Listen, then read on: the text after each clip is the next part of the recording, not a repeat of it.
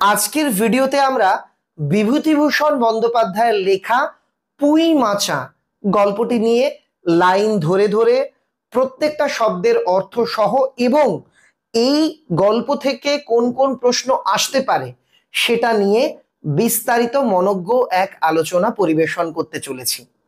বিভূতিভূষণ বন্দ্যোপাধ্যায়ের লেখা পুঁই মাচা গল্পটি ক্লাস 11 অর্থাৎ একাদশ শ্রেণীর সেমিস্টার 1 বা প্রথম সেমিস্টারের সিলেবাসে রয়েছে।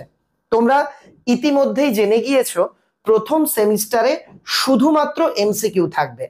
আজকের এই আলোচনাতে আমরা শুধুমাত্র গল্পটা বোঝানো, গল্পের উৎস বলে দেওয়া, গল্পটির প্রতিটি গুরুত্বপূর্ণ শব্দার্থ বলে দেওয়া এইটুকুতে সীমাবদ্ধ থাকছি না। এই গল্প থেকে কোন কোন প্রশ্ন আসতে পারে বা আসবে সেটা নিয়ে স্পষ্ট ধারণাও আজকের এই ভিডিওতে তোমরা পেয়ে যাবে। পুঁই মাচা গল্পটি পাথুরিয়া ঘাটার জমিদার বাড়ির পারিবারিক হাতে লেখা একটি ফ্যামিলি ম্যাগাজিন পারিবারিক পত্রিকা অবসরিকা সেখানে প্রকাশিত হয়েছিল। এরপর গল্পটি 1331 বঙ্গাব্দে মানে 100 বছর আগে, এখন তোমরা জানো সামনেই বাংলা নববর্ষ 1432, তো 1331 বঙ্গাব্দের মাঘ সংখ্যায় রামানন্দ চট্টোপাধ্যায় সম্পাদিত প্রবাসী পত্রিকাতে ছাপার অক্ষরে প্রকাশিত হয়। পরবর্তীকালে এটি মেঘ মল্লার গল্প সংকলনের অন্তর্ভুক্ত হয়। তার মানে বিষয়টা পরিষ্কার, এই গল্পটি মেঘ মল্লার গল্প সংকলন থেকে নেওয়া হয়েছে। ছোট্ট আবদার, ভিডিওটা ভালো লাগলে লাইক করো। তোমরা কারা কারা মাধ্যমিক পরীক্ষা দিয়েছো এবং ক্লাস 11 এর পঠন পাঠন শুরু করে দিয়েছো আমাকে ঝটপট কমেন্টে লিখে জানিও। তোমাদের যে বিভিন্ন হোয়াটসঅ্যাপ, ফেসবুক কিংবা টেলিগ্রাম গ্রুপ রয়েছে, ইনস্টা গ্রুপ রয়েছে, সেখানে অবশ্যই শেয়ার করে দাও যাতে প্রত্যেকে ঘরে বসে এখন থেকেই 11 এর সেমিস্টারের পড়াশোনা শুরু করে দিতে পারে। কারণ সত্যি বলছি 11 এর প্রথম সেমিস্টারের সিলেবাসের আকৃতি প্রতিটা সাবজেক্টের ক্ষেত্রে এতটা বিস্তারিত যে এখন থেকে পঠন পাঠন শুরু না করলে তোমরা ফার্স্ট সেমিস্টারের আগে সিলেবাস কমপ্লিট করার মতো কিন্তু পর্যাপ্ত সময় পাবে না। যাই হোক, শুরু করছি মূল আলোচনা। গল্প পুঁই মাচা বিভূতিভূষণ বন্দ্যোপাধ্যায়ের লেখা এই গল্পটির আকৃতি যথেষ্ট বড়, এজন্য আমরা কয়েকটি পর্বে এই গল্পের আলোচনাটিকে ভাগ করেছি। আজকে প্রথম পর্বের ভিডিও। সহায় হরি চাটুর্যে উঠোনে পা দিয়াই স্ত্রীকে বলিলেন, একটা বড় বাটি কি ঘটি যা হয় কিছু দাও তো, তারক্ষুড়ো গাছ কেটেছে, একটু ভালো রস আনি। ঘটনাটা কেমন? সহায় হরি চাটুর্যে উঠোনে পা দিয়েছেন মানে বাড়িতে সবেমাত্র ঢুকেছেন, ঢুকেই বউকে বলছেন একটা বড় বাটি কি ঘটি যা হয় দাও, তারক্ষুড়ো খেজুর গাছ কেটেছেন, একটু ভালো খেজুরের রস নিয়ে আসি। এখান থেকে দুটো এমসিকিউ প্রচুর স্কুলে লাস্টবার এসেছে, এবারও আসবে। নাম্বার 1, কে খেজুর গাছ কেটেছে? 2, খেজুরের রস আনবার জন্য সহায় হরি কি কি চেয়েছিলেন বড় বাটি কি ঘটি, আর খেজুর গাছ কে কেটেছে? কেটেছে তারক্ষুড়ো। স্ত্রী অন্নপূর্ণা খড়ের রান্নাঘরের দাওয়ায় বসিয়া বারান্দাতে বসে শীতকালের সকালবেলায় নারিকেল তেলের বোতলে ঝাঁটার কাঠি পুরিয়া 2 আঙুলের সাহায্যে ঝাঁটার কাঠির গায়ে লেগে থাকা কাঠি লগ্ন জমানো তেলটুকু সংগ্রহ করিয়া চুলে মাখাইতেছিলেন। যখন সহায় হরি বাড়িতে ঢুকে তার বউয়ের উদ্দেশ্যে এই কথা বলছিল, তার বউ বা স্ত্রী নাম কি? অন্নপূর্ণা। খুব ইম্পর্টেন্ট আর একটা এমসিকিউ, সহায় হরি স্ত্রীর নাম কি? সে কি করছিল? আগেকার দিনে তোমরা তোমাদের মা কিংবা দাদু দিদিমার কাছে শুনতে পারো যে আগেকার দিনে এমনকি এখনও টিনের নারকেলের তেলের কৌটো পাওয়া যেত। শীতকালে তেল জমে যেত, তখন এমনকি আমিও ছোটোবেলাতে ঝাঁটার কাঠি ওই তেলের বয়েমের ভেতরে পুরে কাঠির গায়ে যে সাদা সাদা তেল লেগে থাকতো জমানো ঘিয়ের মতন, সেই তেলটা মাথায় মাখতাম। সেম এই একই কাজ করছে কে? অন্নপূর্ণা। খুব বুদ্ধিদীপ্ত একটা এমসিকিউ এখান থেকে আসতে পারে। পুঁই মাচা গল্পের প্রারম্ভে কোন ঋতুর কথা বলা আছে শীত। আর স্বামীকে দেখিয়া তাড়াতাড়ি গায়ের কাপড় একটু টানিয়া দিলেন মাত্র, কিন্তু বাটি কি ঘটি বাহির করিয়া করিয়া দিবার জন্য বিন্দু মাত্র আগ্রহ তো দেখাইলেন না, এমনকি বিশেষ কোনো কথাও বলিলেন না। এটা একটা সংস্কার। গুরুজনদের, শ্বশুর শাশুড়িকে, তারপর ভাসুর দেওরকে কিংবা স্বামীকে দেখলে বাংলার কুলবধূরা গায়ের বস্ত্র ঠিক করে, কখনো মাথায় ঘোমটা দেয়। তো স্বামীকে দেখা মাত্র সংস্কার বশত অন্নপূর্ণা গায়ের কাপড়টা একটু ঠিক করে টেনে নিল। কিন্তু স্বামী যে বলেছে যে একটা বাটি কিংবা ঘটি দাও, সেটা যেমন বের করার কোনো আগ্রহ দেখালো না, তেমন স্বামীর কথার কোনো উত্তরও দিল না। সহায় হরি অগ্রবর্তী হইয়া একটু এগিয়ে গিয়ে, কি হয়েছে, বসে রইলে যে, দাও না একটা ঘটি। খেন্তি টেন্তি সব কোথায় গেল এরা? তুমি তেল মেখে বুঝি ছোবে না? এখানে আবারও একটা সংস্কার। আগেকার দিনে যদি স্নানের পোশাক কেউ পরে ফেলতো বা স্নানের উদ্দেশ্যে গায়ে তেল মাখা হয়ে যেত, তখন সে আর রান্নাঘরে যেত না কিংবা কোনো কিছু ছুতো না, মানে খাবার জিনিসপত্র। তো সহায় হরি তার বউয়ের কাছে খানিকটা এগিয়ে গিয়ে বলছে, সে তুমি নয় দিলে না, কিন্তু খেন্তি টেন্তি কোথায় গেল? খেন্তি হলো সহায় হরির মেয়ের নাম, যে আমার মেয়েটাই বা কোথায় গেল। অন্নপূর্ণা তেলের বোতলটি সরাইয়া স্বামীর দিকে খানিকক্ষণ চাহিয়া রইলেন। পরে অত্যন্ত শান্ত সুরে জিজ্ঞাসা করিলেন, তুমি মনে মনে কি ঠাউরেছ বলতে পারো? এই জায়গাতে তার স্ত্রী মূলত বলতে চেয়েছে, আচ্ছা তুমি কি পেয়েছো, মনে মনে কি ঠাওর করছো, কি ভাবছো, কি দেখছো, বলতে পারো? স্ত্রীর অতিরিক্ত রকমের শান্ত সুরে সহায় হরির মনে ভীতির সঞ্চার হইল। খুব ইম্পর্ট্যান্ট একটা এমসিকিউ। তোমরা জানো এই সেমিস্টারটা শুধুমাত্র এমসিকিউ এর উত্তর তোমাদের লিখতে বলে, অর্থাৎ এই সেমিস্টারের সমস্ত প্রশ্ন হবে এমসিকিউ। তো এই একটা প্রশ্ন দিতেই পারে, সহায় হরির মনে ভীতির সঞ্চার হইল। 4টে কারণ দেবে, এর মধ্যে থেকে সঠিক কারণটা তোমাকে নির্বাচন করতে হবে। কারণ হলো স্ত্রীর অতিরিক্ত রকমের শান্ত সুর শুনে সহায় হরি ভয় পেয়ে গেল, তার মনে ভয় জাগলো। ইহা যে ঝড়ের অব্যবহিত পূর্বের, এটা যে ঝড়ের কিছুক্ষণ আগের, অর্থাৎ ঝড় শুরুর আগের স্থির ভাব মাত্র, তাহা বুঝিয়া তিনি মরিয়া হইয়া ঝড়ের প্রতীক্ষায় রইলেন। অর্থাৎ সহায় হরি বুঝতে পারল বড় কোনো ঝড় আসছে, তার মানে তার স্ত্রী ভয়ঙ্কর কিছু একটা বলবে বা কিছু একটা ঘটতে চলেছে। এটা সেই ঝড়ের আগের থমথমে আবহাওয়া মাত্র। ঝড়ের আগে যেমন সব কিছু থমথমে হয়ে যায়, চুপচাপ হয়ে যায়, তার স্ত্রী ঠিক তেমনই শান্ত চুপচাপ রয়েছে। একটু আমতা আমতা করিয়া কহিলেন, কেন, কি আবার কি, মানে কেন, কি হয়েছে, আবার কি কোনো ঝামেলা হলো নাকি? অন্নপূর্ণা পূর্বাপেক্ষাও শান্ত সুরে বলিলেন, অন্নপূর্ণা আগের থেকে আরও শান্ত সুরে বলছেন, দেখো রঙ্গ করো না বলছি, ন্যাকামি করতে হয় অন্য সময় করো। স্বামীর উদ্দেশ্যে অন্নপূর্ণা বলছে, দেখো রঙ্গ তামাশা করো না, এসব ন্যাকামো অন্য সময় করো। তুমি জানো না, কি খোঁজ রাখো না, অত বড় মেয়ে যার ঘরে, সে মাছ ধরে আর রস খেয়ে দিন কাটায় কি করে তা বলতে পারো? গায়ে কি গুজব রটেছে জানো?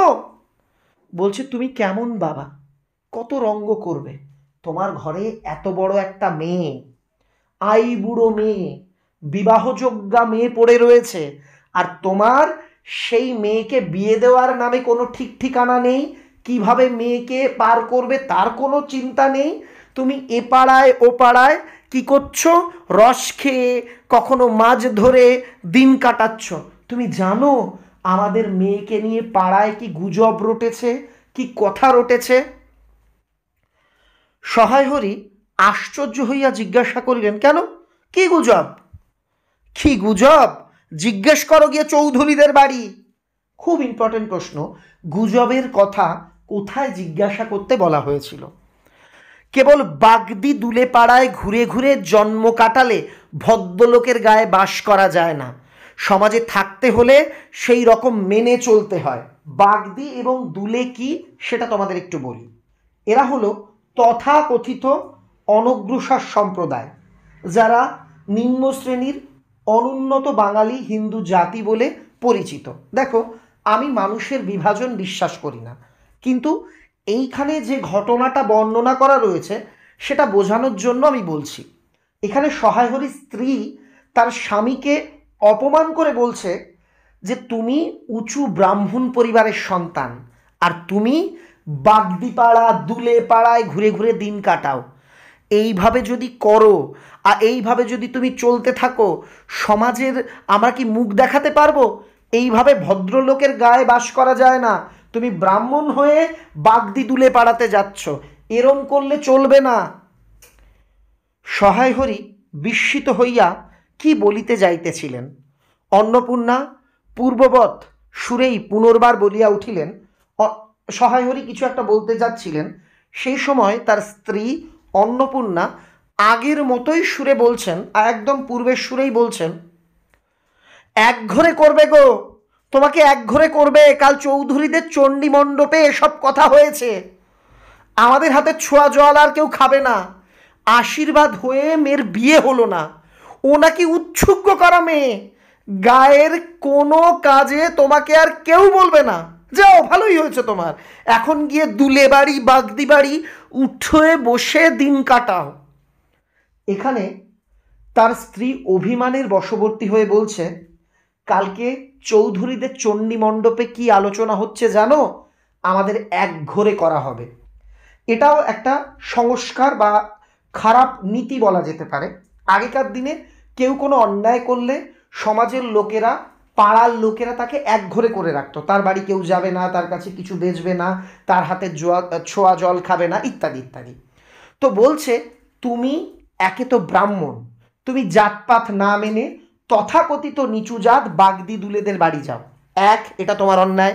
আমরা গল্পের মাঝামাঝি পর্যায়ে জানতে পারবো খেন্তি, আমি বলেছিলাম সহায়হরির মেয়ের নাম, এর বিয়ের আশীর্বাদ পর্যন্ত হয়ে গেছিল, কিন্তু বিশেষ কারণে বিয়েটা হয়নি।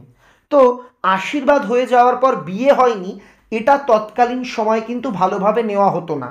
সবাই বলছে পাড়ার, ওই মেয়ে উৎসর্গ করা মেয়ে, অর্থাৎ ওই মেয়ে উৎসর্গ হয়ে গেছিল, এই মেয়ের বিয়ে ঠিক হয়ে গেছিল, অথচ এর বিয়ে দেয়নি, এখনো আইবুড়ো অবস্থাতে বাড়ি পড়ে রয়েছে, আমাদের কেউ আর কোনো কাজে ডাকবে না, তুমি ব্রাহ্মণ, পুজো করো, তোমায় আর কেউ পুজো করতেও ডাকবে না, আমাদের পুরো এক ঘরে করে দেবে, ভালো হয়েছে, তুমি যাও বাগদিপাড়ায় দুলে পাড়ায় গিয়ে শুয়ে বসে দিন কাটাও। তার স্ত্রী তীব্র অভিমানের বশবর্তী হয়ে কথাগুলো বলল। সহায়হরি তাচ্ছিল্যের ভাব প্রকাশ করিয়া বলিলেন, এই আমি বলি কি না কি ব্যাপার, একেবারে সবাই এক ঘরে করেছে, এখন বাকি আছেন কালীময় ঠাকুরও। পরের অংশ পড়বার আগে তোমাদের কাছে আবারও অনুরোধ, ভিডিওটা ভালো লাগলে লাইক করে দিও। তোমাদের জন্য সম্রাট exclusive mobile app Google play স্টোরে চলে এসেছে, অবশ্যই ডাউনলোড করে নিও। উত্তরটা আমাকে কমেন্টে লিখে জানাবে, সহায়হরিদের এক ঘরে করবার কথা কোথায় আলোচিত হয়েছিল, উত্তরটা অবশ্যই আমাকে কমেন্ট করে জানাবে। অন্নপূর্ণা তেলে বেগুনে জ্বলিয়া উঠিল। অনেক স্কুলে এই প্রশ্নটা আমরা গতবার দেখেছি, এবারও আসবে। কেন অন্নপূর্ণা তেলে বেগুনে জ্বলে উঠেছিল? 4টে অপশান। সহায়হরি যখন একেবারে তাচ্ছিল্য প্রকাশ করছে, বলছো আমাদের পাড়ায় তো কেউ পোছেও না, ওই এক কালীময় ঠাকুর, সেও যদি আমাদের এখন এক ঘরে করে দেয় তো করবে। এই কথা শুনে অন্নপূর্ণা তেলে বেগুনে জ্বলে উঠল, তার স্বামীকে বলছে তোমাকে এক ঘরে করবে, তার স্বামী বলছে করবে, সবাই করেছে, এখন কালীময় ঠাকুরও যদি করবে। এই কথা শুনে অন্নপূর্ণা তেলে বেগুনে জ্বলে উঠল। খুব ইম্পর্টেন্ট লাইন, অন্নপূর্ণা কেন তেলে বেগুনে জ্বলে উঠেছিল? কেন? তোমাকে এক ঘরে করতে বেশি কিছু লাগে নাকি? তুমি কি সমাজের মাথা, না একজন মাতব্বর লোক? চাল নেই, চুলো নেই, এক করার মুরদ নেই, চৌধুরীরা তোমায় এক ঘরে করবে তার এমন কি? আর সত্যিই তো, এদিকে ধাড়ি মেয়ে হয়ে উঠল, হঠাৎ স্বর নামাইয়া বলিলেন, হলো যে 15 বছরের, বাইরে কমিয়ে বলে বেড়ালে কি? দেখো অন্নপূর্ণা রেগে রেগে কি বলছে, তুমি কি সমাজের মোড়ল মাতব্বর? তোমার কি অনেক টাকা আছে? তোমায় এক ঘরে করতে কি লাগবে? চিৎকার করছে স্বামীর উপর। হঠাৎ গলাটা নামালো কেন? এটাও বাংলার একটা ট্র্যাডিশন, মায়েরা কখনো সন্তানের নিন্দা করে না। গলা নামিয়ে বলছে তোমার মেয়ের 15 বছর বয়স হলো। মনে রাখবে, যে প্রেক্ষাপটের গল্প আমরা পড়ছি তখন 7-8 বছর ছিল একটি মেয়ের বিয়ের উপযুক্ত বয়স। আর সেই দিক থেকে দেখতে গেলে এই মেয়েটা কিন্তু বিবাহযোগ্যা মেয়েদের থেকে প্রচুর বেশি বয়স হয়ে গেছে, তবু এর বিয়ে হয়নি। বলছে বাইরে তুমি কমিয়ে যাই বলো না কেন, আমাদের মেয়ের বয়স 15 হতে চললো, আর তুমি মেয়ের বিয়ের কোনো কিছু করো না, আয়োজন করো না। আমি কি পাত্র দেখতে বেরোবো মেয়ে মহিলা হয়ে বাড়ির? সশরীরে যতক্ষণ স্ত্রীর সম্মুখে বর্তমান থাকিবেন, স্ত্রীর গলার সুর ততক্ষণ কমিবার কোনো সম্ভাবনা নাই বুঝিয়া সহায় হরি দাওয়া হইতে তাড়াতাড়ি একটা কাঁসার মাটি উঠাইয়া লইয়া খিড়কি দুয়ার লক্ষ্য করিয়া যাত্রা করিলেন। সহায় হরি টের পেল আমি আমার বউয়ের সামনে যতক্ষণ দাঁড়িয়ে থাকবো ওর রাগ তো একটুও কমবে না, চিৎকারও কমবে না, তার থেকে আমি মানে মানে এখান থেকে কেটে পড়ি।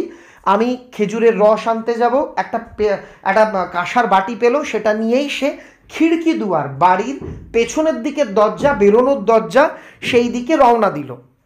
কিন্তু খিড়কি দুয়ারের একটু এদিকে কি দেখিয়া হঠাৎ থামিয়া গেলেন এবং আনন্দপূর্ণ স্বরে বলিয়া উঠিলেন, এসব কি রে খেন্তিমা, এসব কোত্থেকে আনলি?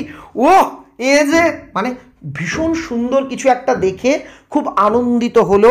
তার মেয়েকে দেখলো খেন্তি কিছু জিনিস এনেছে, কি জিনিস আমরা এক্ষুনি পড়বো। দেখেই আনন্দপূর্ণ স্বরে সহায় হরি বলছে, আরে খেন্তিমা, এ তো দারুণ জিনিস, কোথা থেকে আনলি?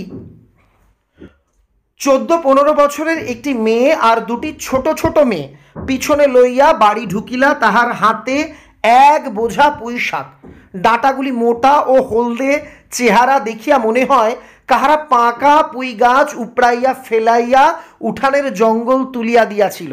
মেয়েটি তাহাদের উঠানের জঞ্জাল প্রাণপণে তুলিয়া আনিয়াছে। দেখা গেল একটি 14-15 বছরের মেয়ে আর তার পেছনে আর দুটো ছোট ছোট মেয়ে। আমরা পুরো গল্পটা যখন পড়বো জানতে পারবো সহায় হরি অন্নপূর্ণার 3 মেয়ে। বড় মেয়ে নাম খেন্তি, যার বয়স 15 বছর, যার একবার বিয়ে ঠিক হয়েছিল, আশীর্বাদ পর্যন্ত হয়ে গেছিল, কিন্তু বিয়েটা হয়নি। তাই গ্রামের লোকেরা তাকে উৎসর্গ করা মেয়ে বলছে। এবং এই রকম বিয়ে হতে গিয়েও বাধাপ্রাপ্ত হওয়া, বিয়ে না হওয়া মেয়েকে নিয়ে সমাজে পাড়ায় নানা গুজব রটছে। সেই মেয়েটি তার ছোট্ট ছোট্ট 2 বোনকে সঙ্গে নিয়ে কাঁধে করে কিছু পাকা পুঁই শাকের ডাঁটা নিয়ে ফিরলেন। দেখো, তোমরা যারা পুঁই শাক খাও জানো, কচি কচি পুঁই ডাঁটা খেতে দারুণ লাগে, কিন্তু পুঁই শাক বুড়ো হয়ে গেলে, হলুদ হয়ে গেলে সে আর ভাল লাগে না। তো মেয়েটি কিছু মোটা বুড়ো পুঁই শাকের ডাঁটা নিয়ে আসছে। দেখে মনে হচ্ছে কারোর বাড়ির উঠোনে পুঁই গাছ হয়েছিল, বুড়ো হয়ে গেছে, খাওয়া যাবে না, সে উপড়ে ফেলে দিয়েছে, তাই মেয়েটি সেগুলো প্রাণপণে কুড়িয়ে বাড়িতে নিয়ে এসছে। ছোট মেয়ে দুটির মধ্যে একজনের হাত খালি, অপরজনের হাতে গোটা 2-3 পাকা পুঁই পাতা জড়ানো কোনো দ্রব্য। একটু পরেই জানতে পারবো পুঁই পাতা জড়ানো দ্রব্য কি, মানে ওই পুঁই পাতা দিয়ে কি ঢাকা, ওর ভেতরে কি ছিল।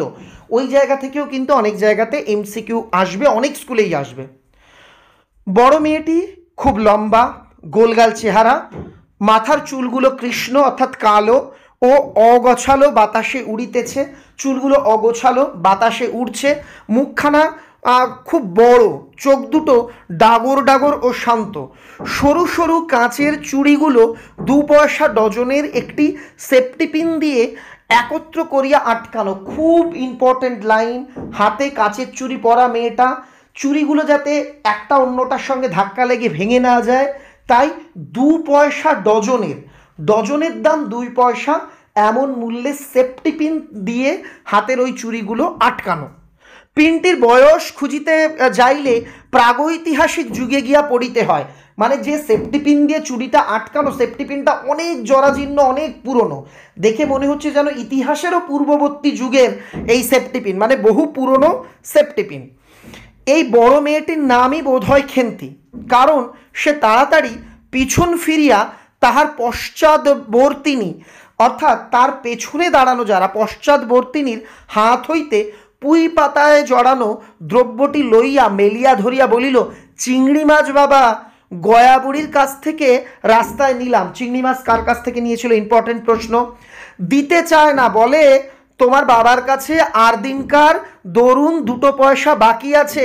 আমি বললাম, দাও গয়া পিসি, আমার বাবা কি আর তোমার 2 পয়সা নিয়ে পালিয়ে যাবে? আর এই পুঁই শাকগুলো ঘাটের ধারে রায় কাকা দিয়ে বলল, নিয়ে যা, কেমন মোটা মোটা। দেখো, মেয়ে তার বাবার কাছে গল্প করছে যে বাবা, আসার পথে গয়া বুড়ির কাছ থেকে আমি এই চিংড়ি মাছ কিনে এনেছি। সে তো চিংড়ি মাছ বেচবেই না, বলছে তোর বাবার কাছে অলরেডি 2 পয়সা বাকি আছে। আমি বললাম বাবা শোধ করে দেবে, তোমার 2 পয়সা নিয়ে কি পালিয়ে যাবে? তারপর এই চিংড়ি মাছ কিনেছি। আর এই পুঁই শাকগুলো ঘাটের ধারে রায় কাকা বলল নিয়ে যা, দেখো বাবা কি মোটা মোটা পুঁই শাক। বলতে যাচ্ছে, মুখের কথা শেষ হয়নি, এর মধ্যে অন্নপূর্ণা দাওয়া হইতে অত্যন্ত ঝাঁঝের সহিত চিৎকার করিয়া উঠিলেন, নিয়ে যা, আহা কি অমৃতই তোমাকে তারা দিয়েছে। ওরে বাবা, নিয়ে যা, তোমাকে কি অমৃতই না তারা দিয়েছে। পাকা পুঁই ডাঁটা কাঠ হয়ে গিয়েছে, 2 দিন পরে ফেলে দিত, নিয়ে যা। আর উনি তাদের আগাছা উঠিয়ে নিয়ে এসেছেন, ভালোই হয়েছে। তাদের আর নিজেদের কষ্ট করে কাটতে হলো না। যত পাথুরে বোকা সব মরতে আসে আমার ঘাড়ে। ওরে ভাদারাম, ওরে বোকা, ওরা তো 2 দিন পরে কেটেই ফেলে দিত তো, আর তোকে বললো নিয়ে যা, তুই নিয়ে আসলি, ওই খাওয়া যায়? যত সব পাথুরে বোকা সব মরতে আসে আমার ঘাড়ে দাঁড়িয়ে। মেয়ে বলে দিয়েছি না, তোমার বাড়ির বাইরে কোথাও পা দিও না। এই মেয়ে, তোকে আমি বলেছি না বাড়ির বাইরে তুই পা দিবি না? লজ্জা করে না এ পাড়ায় সে পাড়ায় করে বেড়াতে? বিয়ে হলে 4 ছেলের মা হতে।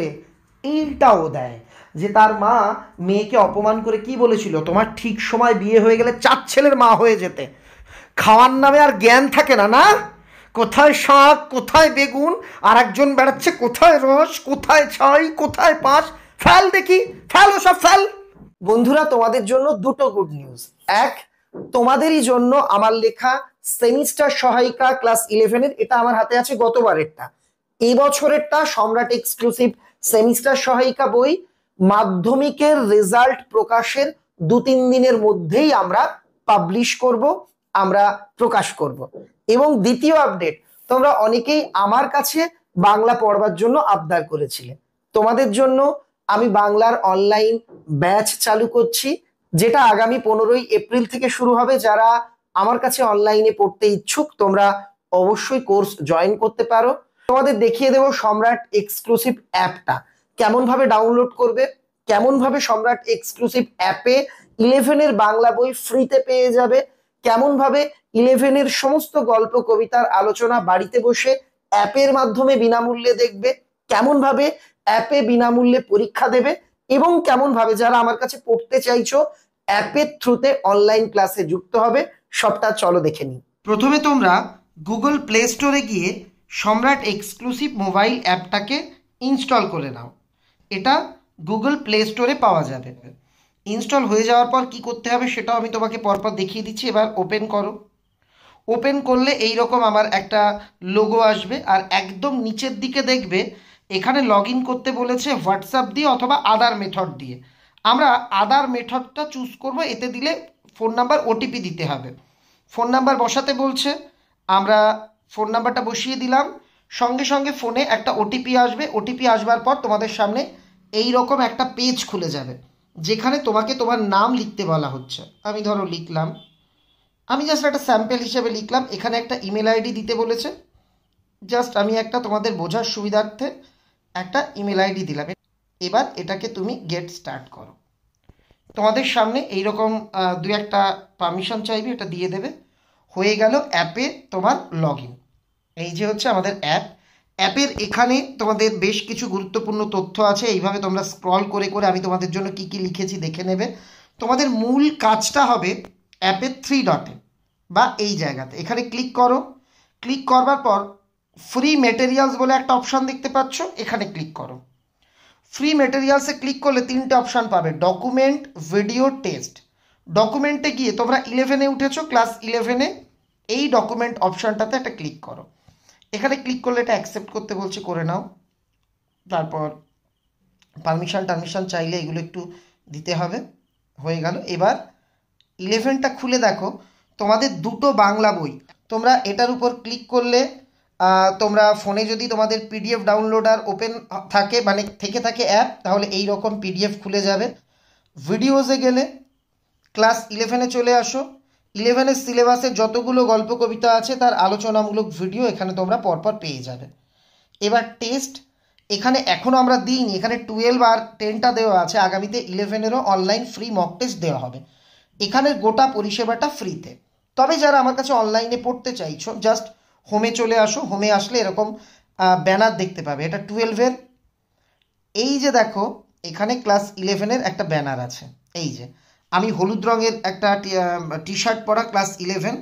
এখানে যারা আমার কাছে অনলাইনে পড়তে চাও এটা তাদের জন্য। তাছাড়া যারা মনে করছো ফ্রিতে ইউটিউবে যেরকম ভিডিও দেখছো সেটা এনাফ, তাদের কিছু করা লাগবে না। যারা অনলাইনে পড়তে চাইছো, গেট দিস কোড, এখানে কোর্স আর কি ক্লিক করলে তোমাদের সামনে আমার এই কোর্সের ব্যাপারে চলে আসবে।